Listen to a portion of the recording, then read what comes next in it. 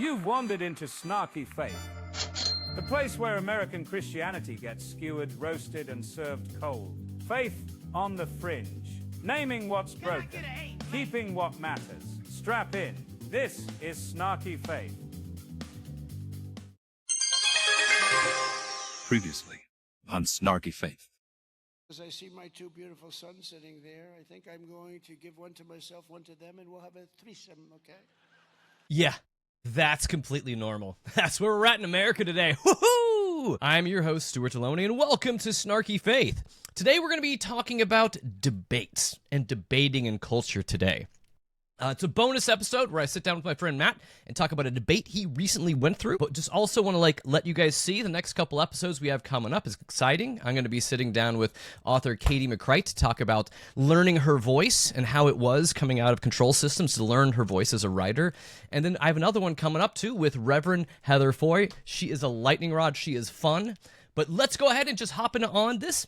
Let's hop in on my interview with my friend Matt, talking about debates. Here we go. Matt Distefano is an award-winning author, best known for The Wisdom of Hobbits and his new book, Saints, Sinners, and Clickers. He's the co-host of the popular Heretic Happy Hour podcast, co-owner of Choir Publishing, owner of Happy Woods Farms. Matt's joining us fresh off his debate with Andrew Wilson. If you don't know who Andrew Wilson is, podcaster, commentator, master debater, Christian nationalist-flavored internet guy. Think like Stephen Miller, who's hairy, and has the personality of an ashtray. I kind of feel like that sums up. Matt, how are you doing after this debate? You know, what's funny is that last night after the debate, I had to work the next morning, and my alarm woke me up from a dead. I slept better last night than I had slept in weeks. So I'm fresh. I'm good. Mm-hmm. Yeah. It was, and so it's all. So that's what we need to start doing. If you debate with Andrew, it gives you it cures insomnia. No, it causes weeks of trauma, and then the euphoria after dumping all that and just not worrying about it anymore. It was a relief. I've already been hit up to debate Jesse Lee Peterson from some other. I don't know if you know that internet troll. I was like, fuck no. I'm not that guy. Nope, no, thank you. Yeah. Wait, it's true. I think arguing with Jesse Lee Peterson, isn't that almost like elder abuse at some point? It's something. It has to be something. No, He's a weird dude. You're not gonna bait me into debating anymore. So okay, how did this come about? Because this was how does one go about ending up in this place? It was very random. So if I go all the way back, let's go back to the start. Okay. Keith debated Dr. James White years ago. And he is, I put doctor in air quotes for people not, watching this. We got both, yeah. Yeah. And the moderator of that debate was Evan McClanahan of the Houston Baptist Church. And that led, and Keith is in Texas at the time, right? And so he personally knew him. And so then that led to Evan coming on to Heretic Happy Hour with Lisa Sharon Harper to have a sort of debate discussion that then led to me being invited to go on Evan's podcast to have a debate discussion. Very civil, very, I think, mature, but he on the question of LGBTQ, and Evan does not affirm queer folks, and I obviously do. And then Evan hit us up and was like, hey, I have the opportunity to invite people on to this other debate thing, circuit or whatever. And the funny thing is Keith was like, sure, I'll do it on the question of LGBTQ in the church. And in the middle of recording Heretic Happy Hour, Keith tells me this and mentions the name Andrew Wilson. And in my head, I'm like, I think I know who that is. And as we're recording, 30 minutes in, I interrupt Keith in the middle of some other bullshit. And I'm like, wait, hold up. This is how the ADHD brain works, right? I'm like, hold up, wait. Because I'm still on this. I'm like, wait, Andrew Wilson? Like that Andrew Wilson? Like that whatever podcast? Like that guy? And he was like, yeah. And I was like, fuck. He was like, should I be afraid? I was like, yeah, but for different reasons. What's the quote? a smart man is difficult to debate. An unintelligent man is impossible to debate. And I was like, you should be afraid. You should be afraid if you're debating NT Wright on something, because I respect the guy, but I would disagree with him on a lot. You should be afraid for different reasons for this Andrew Wilson guy. Like he is like the definition of like toxic masculine.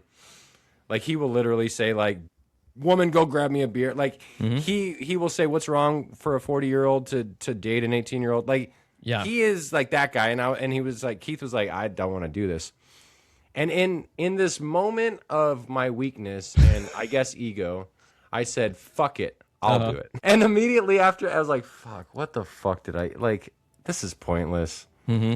And it was, but I mean, it wasn't pointless. I'm not gonna like say everything like that is pointless, but something must have been gleaned from it. But my God, I will never do it again. It was a marathon. That was like 3.5. It was like 3.5 hours.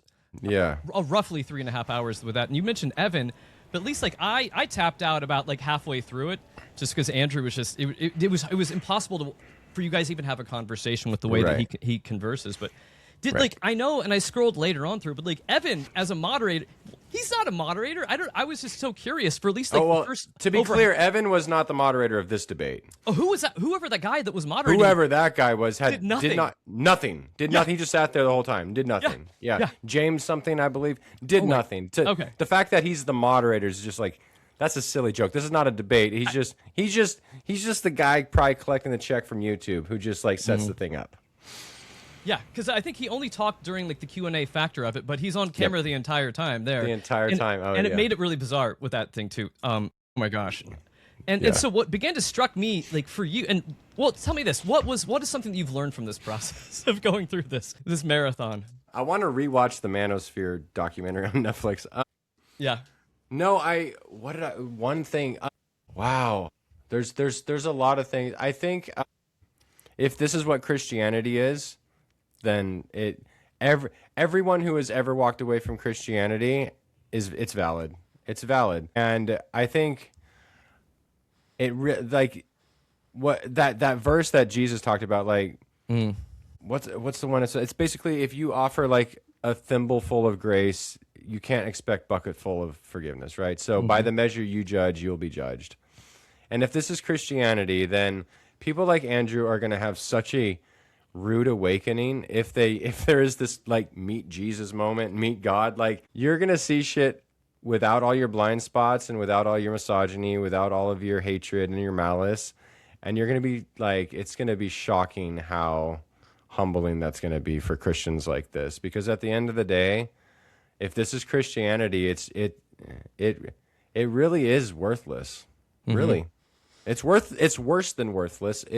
It's harmful. It's toxic. It's disgusting. And I know that's not an argument. It's foul. It's repulsive. Well, because everything isn't an argument. Some of it is also just like how do we live in culture and society and be humans with one another. And he is, but he feels so much like what I grew up around, like Southern Baptist folks as well too. Except for he swears and he smokes a lot. But beyond that, like that heart, that like calcified, like that inability to see compassion or inability to see anyone else's story. But somehow the only way our faith works is if we cling to the scriptures so hard and then beat the shit out of everybody with what we believe. That kind of seems like the faith he's ascribing to, and I feel like that's what you're talking about. If that is it, it's like, what are we doing here? What is this game we're playing? And it's one step worse because he clings to the scripture when it applies to me and you. Yeah. But like you said, he can smoke and it's fine. Whatever. I don't give a fuck. Yeah. He can call women fucking bitches, and he can Ephesians 4 doesn't apply. He can be married to someone who's been divorced twice. That doesn't apply. Which on that I would argue in the like I was raised by divorced parents. I was raised by my grandfather. Like I don't know my dad. My stepdad is my dad. But if you're going to clobber queer people, the divorce passages apply too. Yep. And if you can't see that, like, what are we doing? It is. But you'd mentioned it several times. It was just like that whole like his version of like selective theology, or just kind of going through and like hand picking what he wants to be able to prove his own points. But I've seen people do this for so long.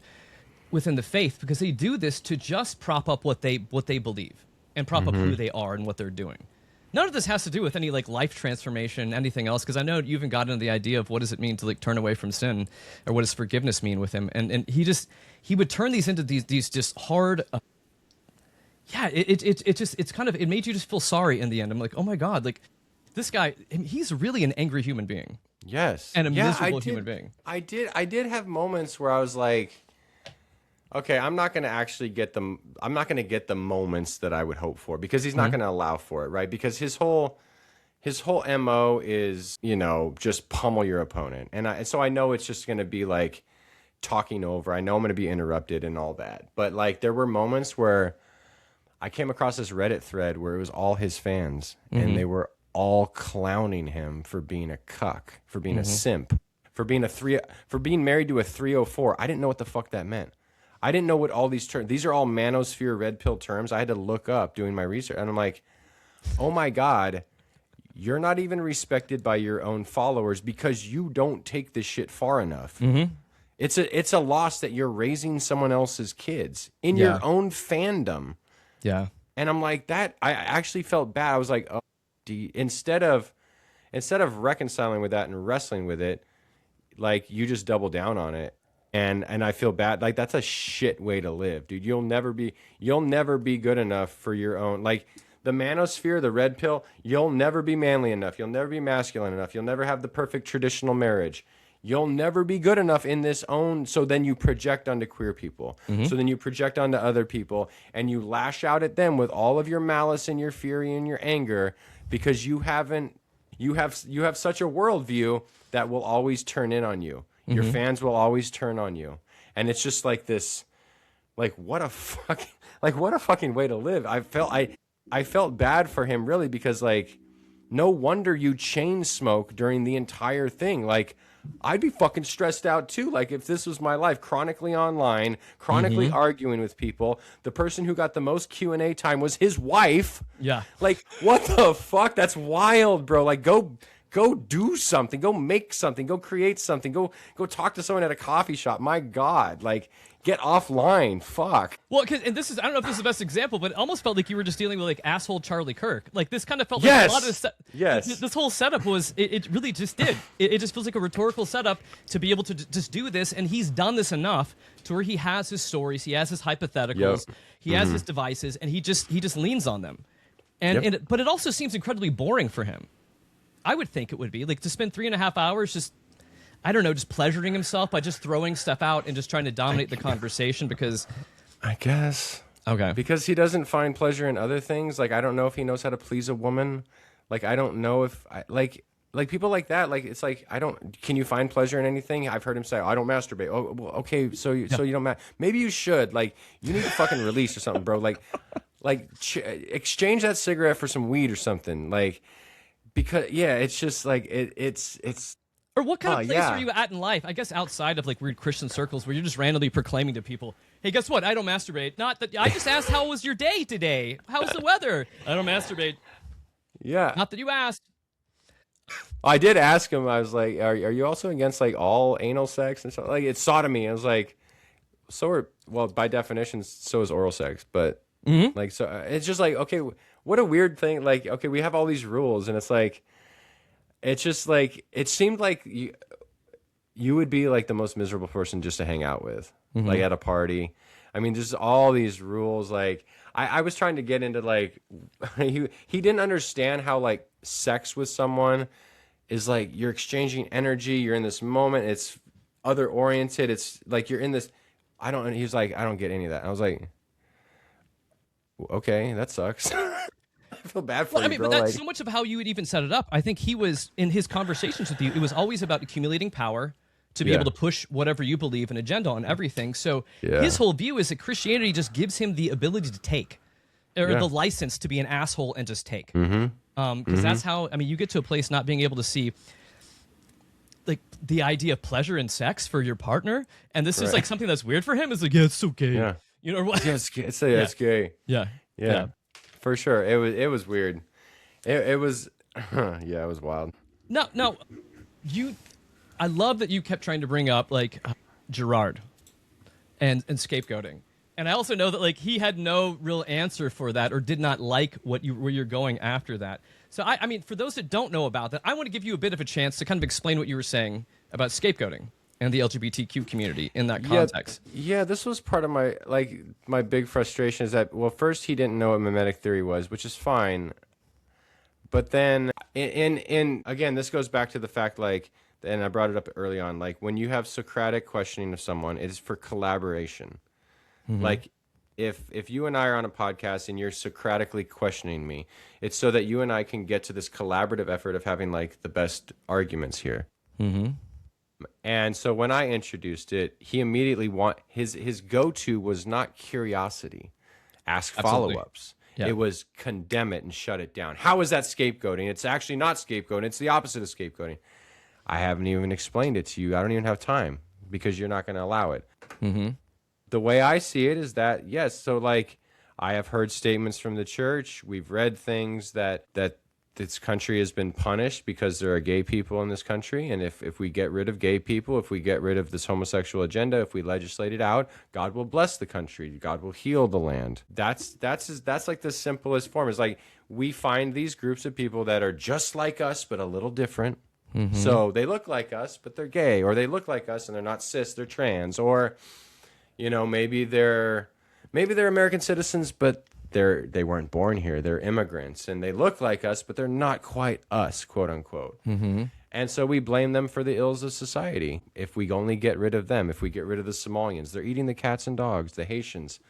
We get rid of them, we will make America great again. Yeah. We will find our culture. We will, like what he was saying was scapegoating about, like, if we allow polyamory and 5 guys to marry 5 guys, it's going to crumble the structure of society. America will collapse. Well, okay, so we get rid of those people. We don't allow them to be in society, and America will be great once again. That is how we structure our religions and our societies. My point in bringing that up is that Christians, if you're going to be called out, you're called out from that, according to James Allison and Rene Girard. You're called out from your scapegoating. That doesn't mean you won't scapegoat. It doesn't mean you won't gossip. It doesn't mean you won't come together with others at the expense of someone else that you both disagree is the problem, but you will continually be trying to repent of that. You will continually have that in the back of your mind, say, if I'm going to be called out from something, I'm going to be called out from my propensity to scapegoat others and to find my peace at the expense of eliminating others. No, because I think that's the fundamental difference that he wasn't grasping too. Because I think that when you would talk about the idea of repenting from this to walk away from something, it would require a fundamental change in who you are. And I think for him, it appeared to be that like repenting just kind of was like, I'm sorry, and moving on. It was almost like an apology, but it doesn't change you at all. It's kind of how he was doing this. It reminds me of like, I remember like when my kids were little, when we'd be like, go apologize to your brother. And, you know, my daughter would welcome, I'm sorry, and then leave. You know, it was that kind of a thing. It was like, and you're like, what? No, there's no change here at all. There's no change. But again, he kept going back to this idea that, you know, well, I'm not perfect. None of us are perfect. So, and how he would try to frame arguments. And I don't know, it was driving me crazy. It was subtle sophistry, and it was subtle logical fallacies. So I would say something, and he would just with a little bit of minutia, just twist what I said and then repeat it as if that's what I said. I never said no one has. Who the fuck's perfect? By like most Christian definitions, I don't even think Jesus was perfect in that way. I think Jesus must have repented of something, right? Right. So I'm okay with a Jesus like that. But if you can just twist someone's words a little bit and then repeat it back as if everyone listening, all whatever 20,000 people, I guess, watched it last night or something, it's like, Jesus Christ. If you could just convince them that that's what I said, that it's a lot easier to attack. And he'll be able to clip it out of context as well too. And the moderator will too, and they're all on Team Manosphere, and that's fine. Go do your thing, man. Like, do your thing. I'm cool. I don't find my identity in what these red pill manosphere people think. My identity is in God and is in love and is in who I am, and I'm secure in that. But do you think after going through this, because I know like I've been watching this stuff, and I think it's become a cultural thing now since we're so polarized, like the Jubilee, where they'll have like one Christian versus, I don't know, 50 other people, that kind of stuff. Yep. I feel like these have just become content farms. That's all And it none is. of it has anything to do with actually having a good conversation. And I Nope. think each side of it's just about like owning the other side and plowing forward. And and That's Andrew's, the big thing I learned. he's good at what he does. He doesn't accomplish anything. It's Nope. not intellectually correct, but in Nope. the moment, Yeah. yeah, He's very good at what he does. That's why he does it. Yeah. Because people like that don't actually create anything of value. Like that's where you can find your niche. That's where you can find, these places on the internet and in culture where you don't actually contribute something lasting to society, but you can get a lot of clicks and a lot of followers, and it can probably create a decent income for you. But like you said, we haven't actually done the Socratic method. We haven't actually collaborated on coming up with good ideas. We haven't created anything.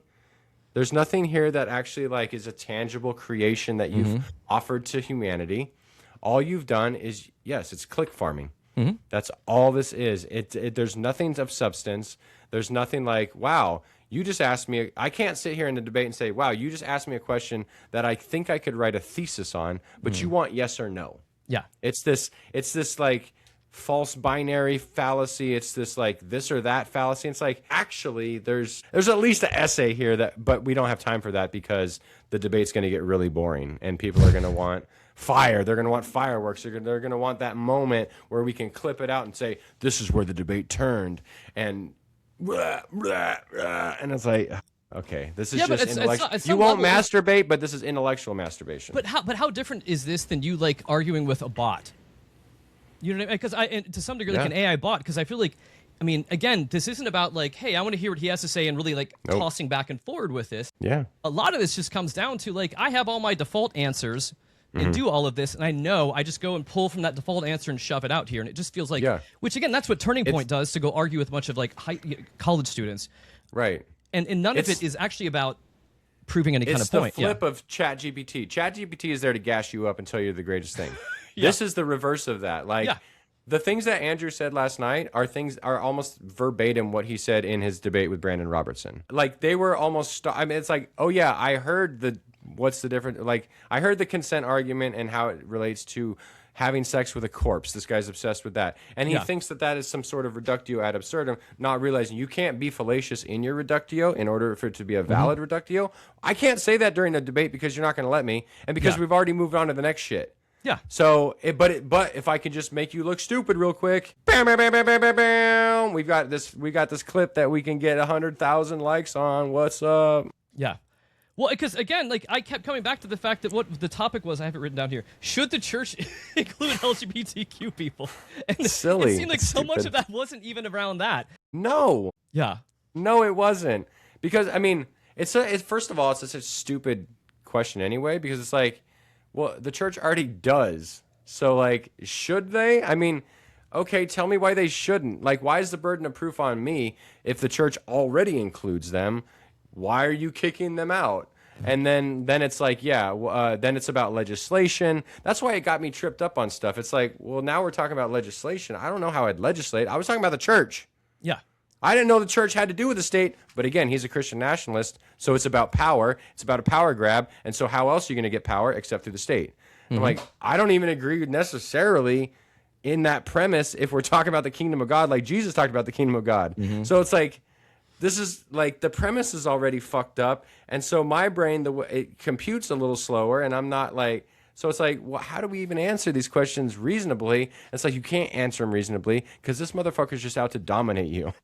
Like that's just stupid. Yeah. Yes, and the thing that it would drive me crazy because anytime you get close to something, he would pivot away really quickly because he didn't want to answer it. Right. He would just move into another thing to where it's like there was never a conversation happening. That's the here. tactic, though. Yeah. That's the tactic. Because every time he would bring up something to where even like that would bother me, to like he'd bring up being a pedophile. Like, well, that's those are the inclinations that people have on everything else like this too. But it goes back to him not being able to see what having and I think this comes back to him. He doesn't understand what it is to have like a respectful, loving, giving, reciprocating relationship with another human being. That's not an argument, Stuart. Yeah. See Yeah. how you play this game? Like, it's like, dang. Okay, that's not an argument. I wasn't aware that everything's an argument. Like, if that's why you chain smoke. Because you see everything as an argument, and I'm like, No, that's not. It's like no, I disagree. And do you have any? Because I know he kept talking about how he was Eastern Orthodox, which I think that's something that came from his wife. Because I do feel like a lot of times you see a lot of these manosphere dudes, they run to Catholicism or to these obscure areas as well too, and because they're like, yeah, we're part of this, but they really have no clue what they're talking about being a part of what they think they're a part of. Because I think he's using the Eastern Orthodox Church just as a convenient tool for him. He's able to fall back on and say, this is my history, this is my tool. Yeah. I don't think it's what he does, but I think he needs that. I think he needs that to leverage where his arguments would fall short. So he knows a lot of information about enough history, apostolic succession, and all of that shit. He knows enough knowledge about the Bible, and then he uses that Eastern Orthodox label as leverage to justify his bullshit. And he could just fall back. What tradition? Yeah. And I mentioned, the tradition of, I don't know, like, what tradition? I mean, you could talk about Methodist. You could talk about Yes, but also the key is here. Think of this: how many people in America really know a lot about the Eastern Orthodox Church?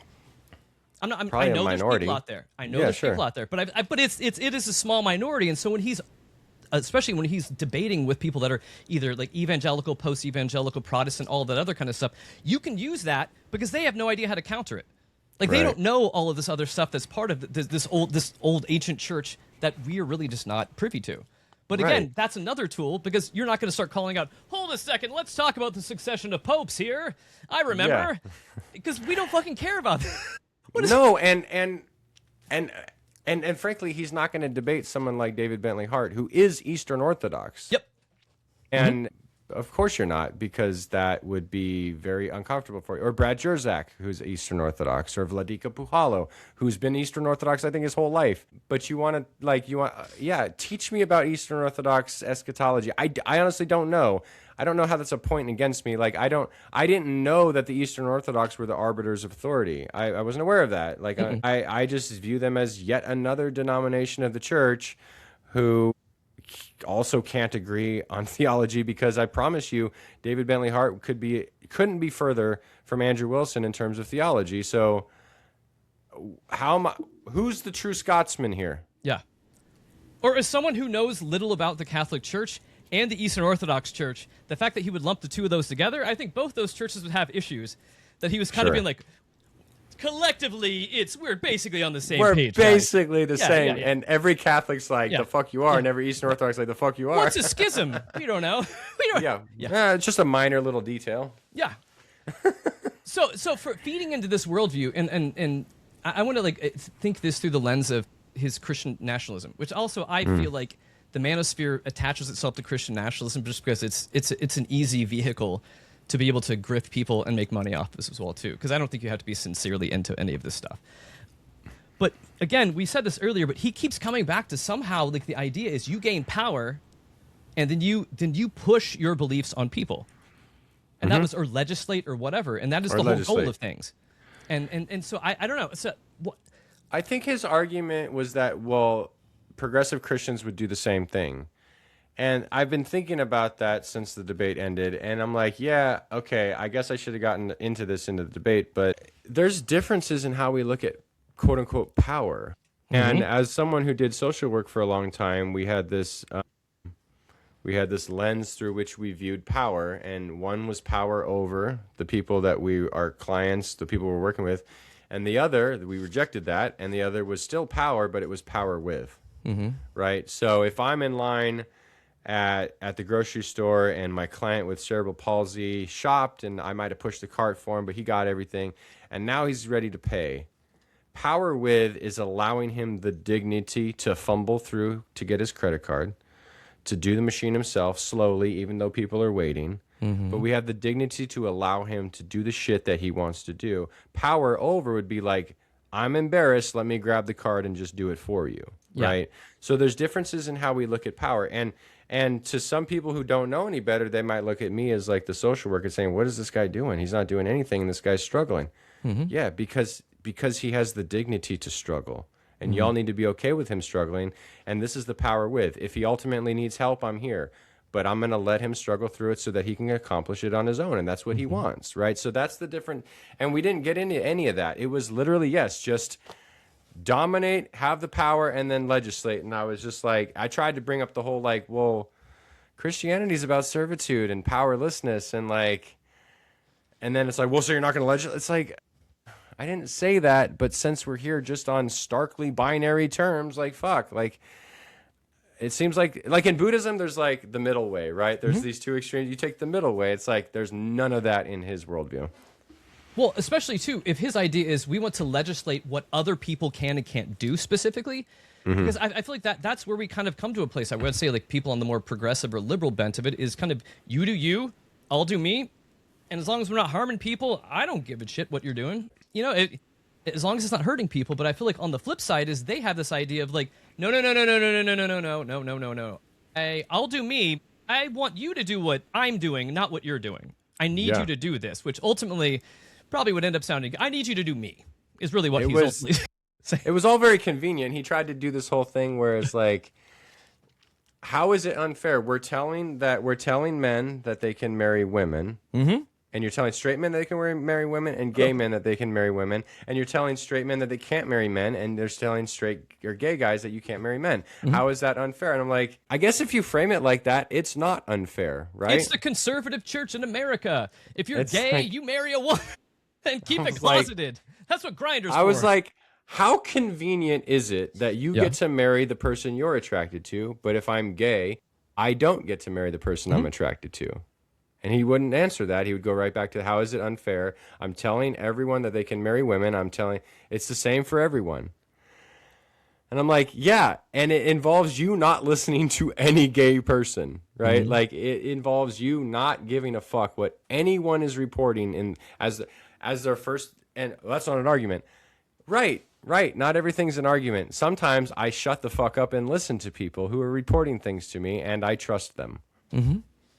I'm not trans. I don't know the trans experience. He wanted to keep going to trans. I'm like, that's not my lane. But if you want to keep going there, whatever, dude. Like, sometimes or all the time when I'm talking trans issues, I shut the fuck up and I listen to a trans person. Yeah.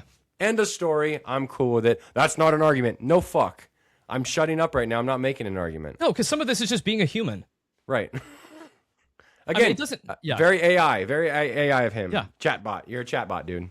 Yeah, but he's the guy that's walking by, the guy that's begging for something on the street corner, just being like, get a job, you bum. Right. And I helped him today. He needed to hear that truth. That really changed things. Yeah. Jesus is I proud of me. needed to logic bomb him. Yeah. That's what he needed. No, but like, but you were talking about this, like that theology should start at the foot of the cross, with powerlessness, with service, with kenosis. And why do you think it's so threatening for Christians to take care of others in this way, like to be able to walk out the Jesus way? Because otherwise they just want to somehow hide behind what they would say is biblical authority, to not do things. But there's a disconnect there. I mean, it's hard. It's difficult. It's difficult work. I don't know. There's probably a lot that goes into it. Fear of the other, some type of everything, it seems like, is very personal when it comes to Christianity. Yeah. It's very much about where I'm going when I die. It's very much about my personal salvation. If it does get communal, it gets communal, but only in the church and not like the people on the streets, the people who are non-Christians. I don't know. What do you think? Like, what is it about? I don't know. I see Christianity. I see Jesus. I see the Gospels as a, I don't want to be crass, but I'm going to be, as a shut the fuck up and just do what I told you to do, which is serve others. It's really fucking simple. Yeah. And we're like, well, what about? And he's like, what did I say? Shut the fuck up and do what I told you to do. And like, be kind and be humble. And like, I almost see it as like, people should be surprised when they're like, oh, he's a Christian? He never said anything about it. Yeah, but what does he do? Oh, he serves soup at the soup kitchen once a week, and he goes out of his way to do this and that, and he cares about his community, and he cleans, whatever. Oh, okay, so he's just walking out his Christianity, and it's like, I don't know. It's just, I guess I have way different interpretation of what Christianity is, and maybe they're just so fearful, maybe they're projecting, maybe there's a lot going on with these people who are afraid to just do the actual work of Jesus.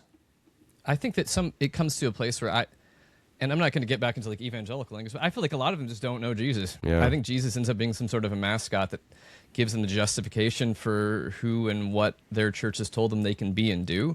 You know, sometimes it gives us the license to go, or license or permission to go and be assholes, because it feels like they're doing the right thing. But at the same time, like what you're mentioning too, the idea of the self-sacrifice, like in any of the conversation like yesterday, none of this was about self-sacrifice or about looking anything like Jesus. It was simply just like, well, yeah, we need Jesus, but if we really were to parse this out, Jesus probably got it wrong, because Jesus should have aligned himself with empire, and that would have been the better way to do that. But, you know, the church rectified that with Constantine, so we're good. That's what I tried to bring. I was like, well, then you're saying Jesus was wrong in Luke 3. He should have said yes to all that shit. Let's be real. Like, yeah, I also see, like, think about anything you've done in life that takes time to get good at, like proficient at. Piano, guitar, painting, whatever you're doing. Like they say, 10,000 hours, you'll be a master. And there's so much emphasis on like conversion, or my soul was saved on this day. You got the day that you were saved.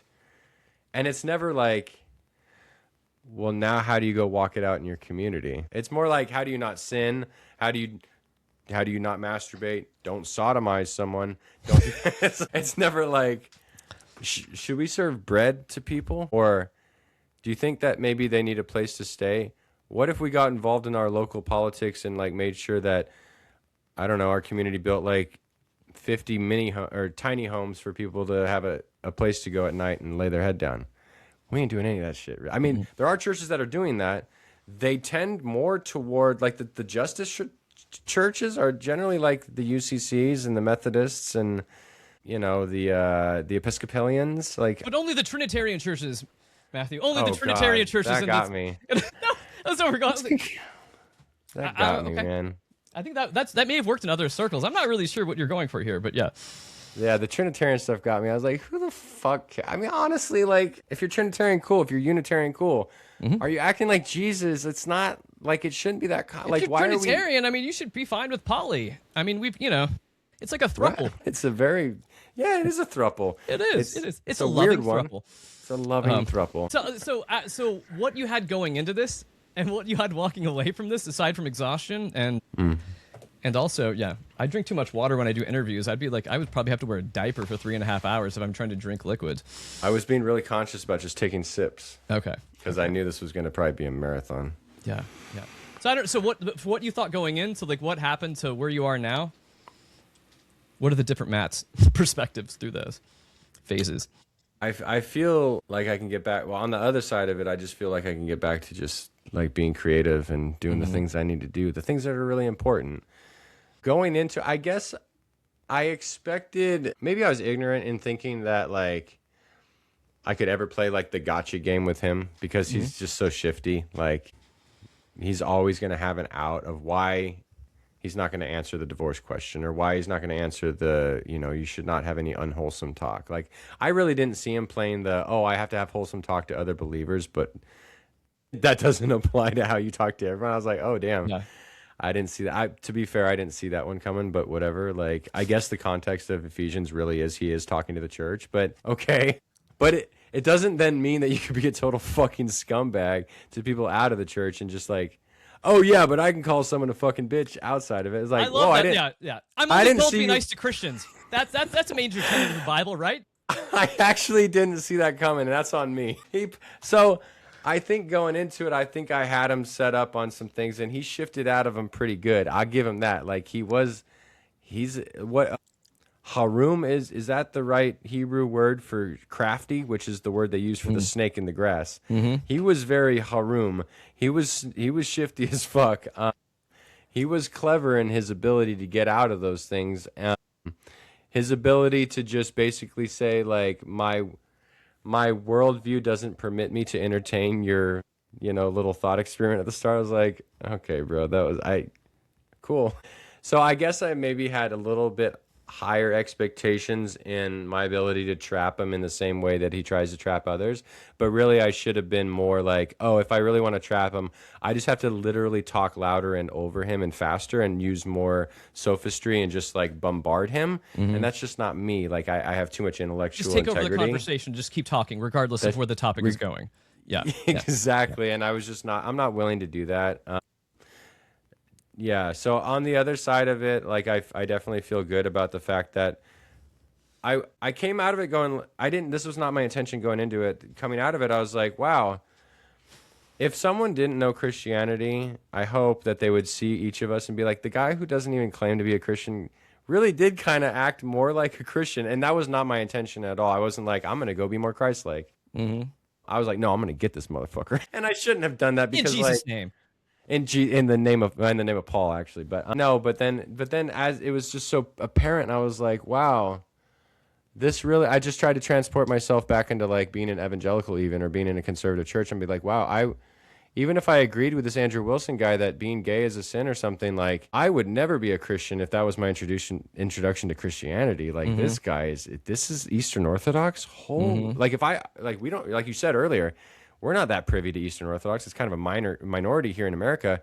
If that was my first introduction to Eastern Orthodoxy, I'd be like, what the fuck is this church? There's no chance I would ever be a Christian. I might not agree with this gay guy, but there's a 0% chance I'm going to convert to Orthodoxy if this is what it is. Jesus. Yeah, I know. And yeah. He's a special human being. God, Well, he is, but he's also a God dime a bless dozen. his dead heart. Yeah, Your soul. or soul.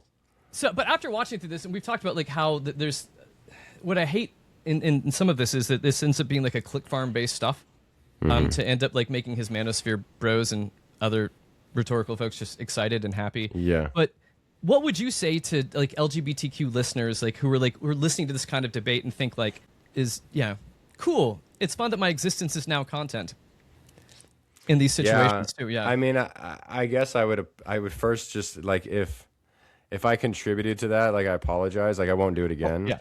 You know what I mean? Like there's a 0% chance I will ever contribute to something like this again. I have to cleanse my algorithm. I've already gone onto YouTube and like fucking like I really have, like, because I had to do my research. I had to do all the bullshit. I did do my part in contributing to this like culture that I despise. And to that, like I'm not like morally responsible. I'm just like, I'm sorry I wasted any, like it's just I don't want to contribute to that. That's not my MO. And I would just like, I just want people to realize like none of your identity and your worth and your dignity is in anything either of us said yesterday. Right? Like even the shit that I was saying, definitely not the shit Andrew was saying, but your dignity is in the fact that you're who you are, like be who you are, regardless of these stupid debates. Like, and I don't speak for all LGBTQ people at all, and I will never claim to. So like, yeah, don't get bogged down into these. I won't even call them debates, just whatever these are.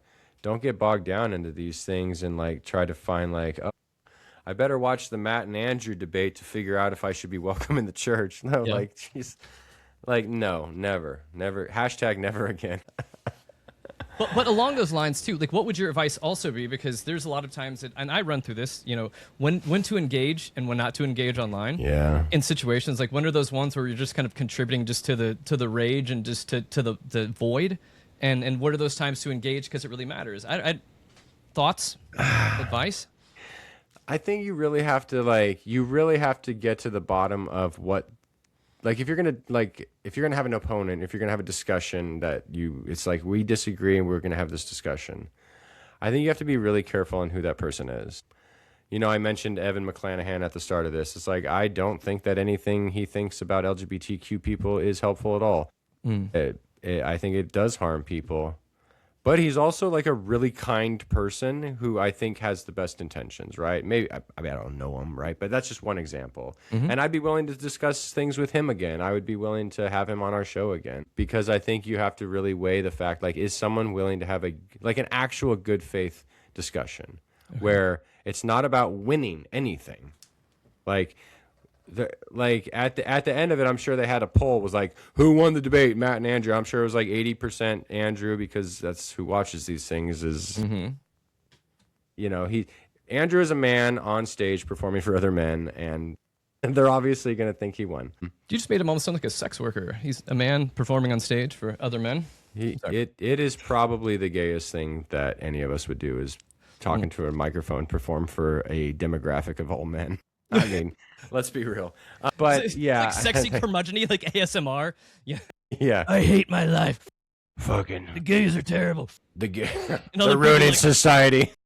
God, I love this. Well, they're not allowed to masturbate, so this is their More, their yes, masturbation. more. Yeah. Yeah. But there is the time and place to have these discussions. I just think we have to be really cognizant about like who we're having them with. What's the goal of them? The goal should not be the goal in any discussion is not a victory. Even a debate, I don't think should be a victory. A debate should be like, we debated so that we both came to a like better argument because for having had the debate. Like, I would hope that my opponent in a debate would be so good at debating that they would strengthen my argument as we go, and I'd be able to adapt, and they would allow me space, and I'd allow them space to be like, well, your argument is this, don't you see how it's a little weak here? And they'd say, oh yeah, but okay, so let's change it to this, and that would be the Socratic reasoning. Like, we question each other to where the debate collaboratively gets to what is the best argument on both sides, rather than I'm here to dominate you. You know, it's like, spare me. Because what else do you walk away from in these situations? Either like we have a winner, we have a loser, and each side still loves their team and the other side doesn't. And Right. And I feel like that leads to a lot of where we're at today and the problems that Exactly. we have. It's simply just that we already have our pat answers. We have our own version of like political apologetics now. Like we know how to say what we need to say, and if there's no desire to kind of come to the table together with that, then it does kind of feel pointless. Yep, totally pointless. And I guess is that, and I guess some of that's just discernment, trying to figure out who's up for stuff and who's not. I mean, I guess someone like Andrew Wilson, you probably see this and say, oh yeah, okay. Yeah. Why? Not much. Why would I have expected anything different? Well, you know, Bragging rights. Now you can say you've done. right. Yeah. I did something that I will never do again. That's cool. I haven't jumped off a airplane with a parachute. I won't do that. There's certain things I won't do. Bucket list. You're moving them down. I got one off the bucket list. Yeah. I talked to that guy, and I wanted to become a chain smoker. Fair. It is. He evangelized you. He did a good job. He did. Yeah. I've smoked American spirits in the past. I might start up now. So thanks, Andrew. Not really. If he was a real man, he'd go filterless. Filters are for bitches. he would have been rolling his own cigarettes, man. Yeah. Oh my gosh. Well, Matt, I appreciate you going through this process, and then also going through this process with us and a bunch of other people through this. If people want to continue to follow you, stalk you, figure out what's going on next, etc., how do they find you?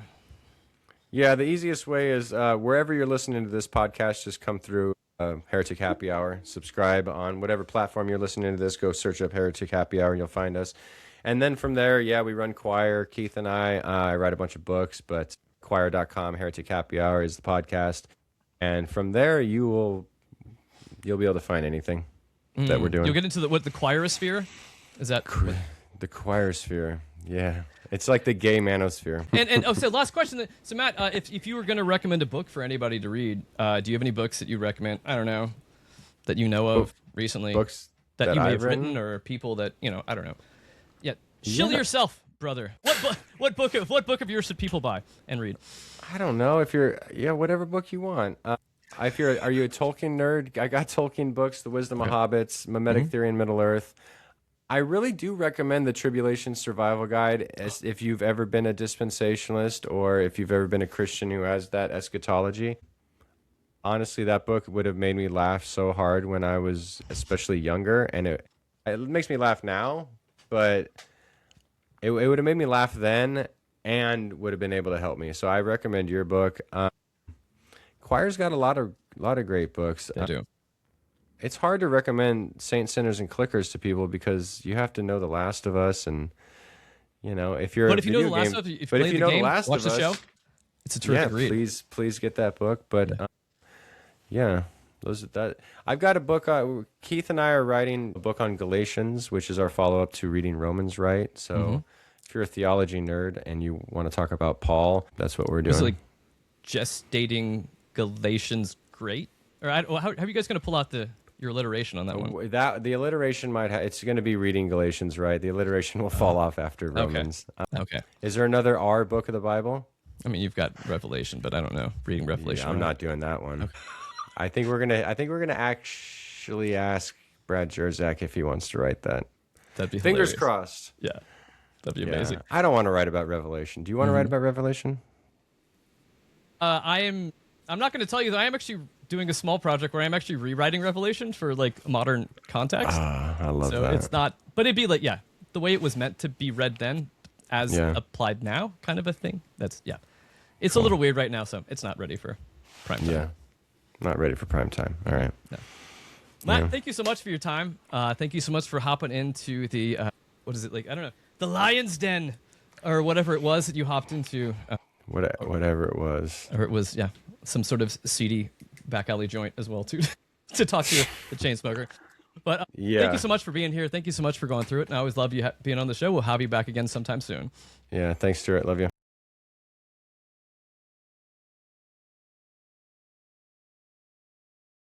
The end times are upon us. The signs are happening. The end is near, but don't panic. You may have missed the rapture, but there's still time to prepare for what comes next. Disasters, plagues, celestial malfunctions. Consider them friendly reminders. Now's the time to prepare. From homemade hazmat suits to heavenly currency and trustworthy prophets, this guide has you covered. Because when the heavens open and the world melts, belief alone won't save you. The Tribulation Survival Guide. How to stay alive when everything else is dead. Available now.